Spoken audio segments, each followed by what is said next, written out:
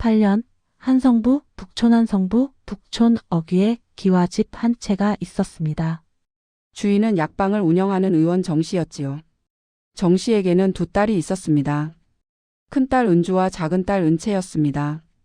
정 씨 의원은 한양에서 손꼽히는 명의였습니다. 임금께서도 알아주실 정도였지요.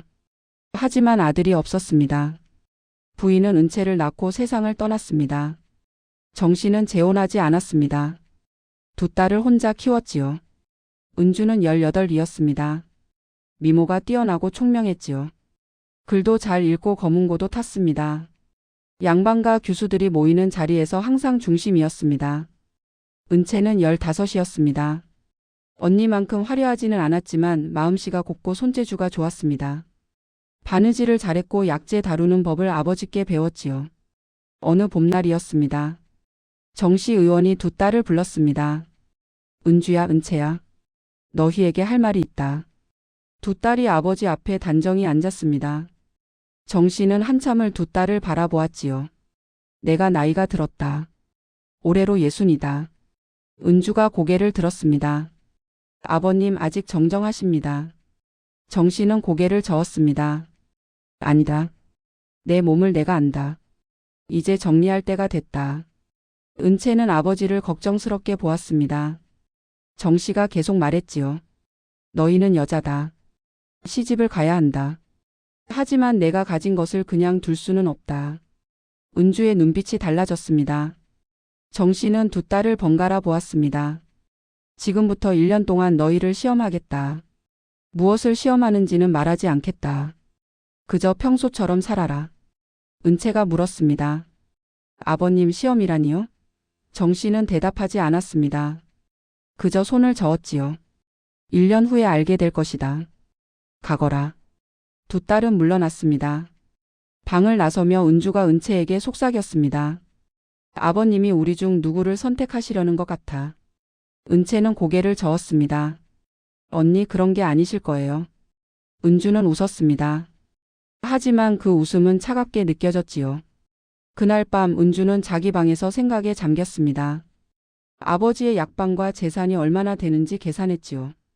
약방 건물, 약재 창고, 한성부 안에 땅 2곳, 그리고 현금. 내가 큰딸이야. 당연히 나한테 주실 거야. 은주는 거울을 보았습니다. 아름다운 얼굴이 비쳤지요. 은채는 아직 어리고 무능해. 내가 받아야 해. 그날 밤 은채는 약방에서 아버지를 도왔습니다. 약재를 정리하고 다리는 법을 배웠지요. 아버님, 이 약재는 언제 쓰는 거예요? 정씨는 딸에게 하나하나 설명했습니다. 은채는 열심히 배웠습니다. 은채야. 예, 아버님. 약은 사람을 살리는 것이다. 절대 잊지 마라. 은채는 고개를 끄덕였습니다. 다음 날부터 은주의 행동이 달라졌습니다. 아버지께 더욱 공손히 인사했고 약방에도 자주 나타났지요. 아버님, 제가 도와드릴 일 없으세요? 정씨는 고개를 끄덕였습니다. 약재 창고를 정리해 주겠느냐? 은주는 약재 창고로 갔습니다. 하지만 제대로 정리하지 않았습니다. 그저 겉만 후었지요. 먼지를 닦고 약재를 대충 옮겼습니다. 1시간 후 돌아와 말했습니다. 아버님, 다 정리했어요. 정씨는 고개를 끄덕였습니다. 하지만 직접 확인하러 가지는 않았지요. 그날 오후 은채가 약방에 왔습니다. 아버지가 말했습니다. 은채야, 약재 창고를 한번 봐주겠느냐? 언니가 정리했다는데. 은채는 창고로 갔습니다. 안을 보고 한숨을 쉬었지요. 약재가 제대로 분류되지 않았습니다. 먼지만 닦았을 뿐이었습니다. 은채는 다시 처음부터 시작했습니다. 약재를 하나하나 확인하며 분류했지요. 상한 것은 골라냈습니다. 제대로 보관해야 할 것은 따로 두었습니다. 해가 질 무렵 작업이 끝났습니다. 은채는 땀을 닦으며 아버지께 갔습니다. 아버님, 창고 정리 끝났어요. 정씨는 일어나 창고로 갔습니다. 안을 둘러보았지요. 약재가 종류별로 잘 정리되어 있었습니다. 상한 약재는 따로 모아져 있었고 새로 보충해야 할 목록도 적혀 있었습니다. 정씨는 아무 말 없이 고개를 끄덕였습니다. 그날 밤 정씨는 작은 장부를 꺼냈습니다. 거기에 작은 글씨로 적었지요. 큰딸 마이너스 겉만 보는 자. 작은 딸 마이너스 속을 보는 자 며칠 후 양반가에서 모임이 있었습니다. 교수들이 모여 시를 짓고 거문고를 타는 자리였지요. 은주가 참석했습니다. 화려한 옷을 입고 갔습니다. 자리에서 시를 낭송하고 거문고를 탔지요. 사람들이 박수를 쳤습니다. 정시대 큰딸이 참 재주가 뛰어나네. 의원댁 교수치고는 교양이 남다르구만. 은주는 미소 지었습니다. 하지만 집으로 돌아오는 길 하인 하나가 다쳤습니다. 길에서 넘어져 발목을 삐었지요. 아이고 아파라. 하인이 신음했습니다. 은주는 차를 타고 있었습니다. 창을 열어 밖을 보았지요. 빨리 일어나. 늦겠다. 하인은 일어나려 했지만 다시 쓰러졌습니다. 은주는 혀를 찼습니다. 쓸모없는 것. 걸어서 오너라. 은주는 차를 먼저 보냈습니다. 하인은 절뚝거리며 뒤따라왔지요. 그 모습을 마을 사람 하나가 보았습니다. 우물가에서 이야기했지요. 정시대 큰딸이 하인을 버려두고 갔대요. 다친 하인을요? 예. 그냥 혼자 가더래요. 소문은 천천히 퍼졌습니다. 그 무렵 은채는 약방에서 환자를 돌보고 있었습니다. 가난한 노파 하나가 왔지요. 의원님이 계시나요? 은채가 나왔습니다. 아버님은 진료 중이세요. 제가 도와드릴까요? 노파는 손을 내밀었습니다. 화상이 있었지요. 불에 데었어요. 약 좀 주시면. 은채는 노파를 안으로 모셨습니다. 직접 화상 연고를 발라주었지요. 할머니 이렇게 하루에 2번 바르세요. 노파가 물었습니다. 얼마예요? 은채는 고개를 저었습니다. 괜찮으세요? 그냥 가세요. 노파는 눈물을 흘렸습니다. 고맙습니다, 아가씨. 그 모습을 약방 일꾼이 보았습니다. 마을에 이야기했지요. 정시댁 작은 딸이 참 착해요. 어떻게요? 가난한 노파한테 약을 공짜로 줬어요. 직접 발라주기까지 했대요. 소문은 천천히 퍼졌습니다. 정 씨는 두 소문을 모두 들었습니다. 그날 밤 장부를 꺼내 또 적었지요. 큰딸 마이너스 남을 돌보지 않는 자. 작은딸 마이너스 남을 돌보는 자여름이 왔습니다. 큰 가뭄이 들었지요. 한성부에 물이 귀했습니다. 정 씨가 두 딸을 불렀습니다. 가뭄이 심하다. 약방 우물물을 마을 사람들과 나눠야겠다. 은주가 얼굴을 찌푸렸습니다. 아버님, 우리 물도 부족한데요. 정 씨는 고개를 저었습니다. 우리는 충분하다. 이웃을 도와야 한다. 은주는 더 말하지 않았습니다. 하지만 마음속으로 불만이었지요. 왜 우리 것을 나눠줘야 해? 은채는 아버지 뜻에 따랐습니다. 직접 우물가에 나가 물을 떠주었지요. 한 동이씩 가져가세요. 사람들이 고마워했습니다. 정시댁 덕분에 살겠네요. 작은 아씨가 참 어질구만. 은채는 하루 종일 물을 떠주었습니다. 손에 물집이 생겼지요. 하지만 불평하지 않았습니다. 은주는 방에 있었습니다. 밖에 나가지 않았지요. 창으로 은채가 물을 떠주는 모습을 보았습니다. 저렇게 고생할 필요가 뭐 있어. 며칠 후 비가 왔습니다. 가뭄이 끝났지요. 마을 사람들이 정씨 집에 감사 인사를 왔습니다. 의원님 고맙습니다. 작은 아씨 덕분에 살았습니다. 정씨는 웃으며 받았습니다. 은주는 그 자리에 없었지요. 그날 밤 정씨는 또 장부에 적었습니다. 큰딸 마이너스 나눔을 모르는 자. 작은딸 마이너스 나눔을 아는 자가 의리 왔습니다. 약방에 큰 주문이 들어왔습니다. 궁중에서 약재를 대량으로 주문한 것이었지요. 정씨가 두 딸을 불렀습니다. 궁중 주문이다. 정성껏 준비해야 한다. 은주가 물었습니다. 얼마나 받으시려고요?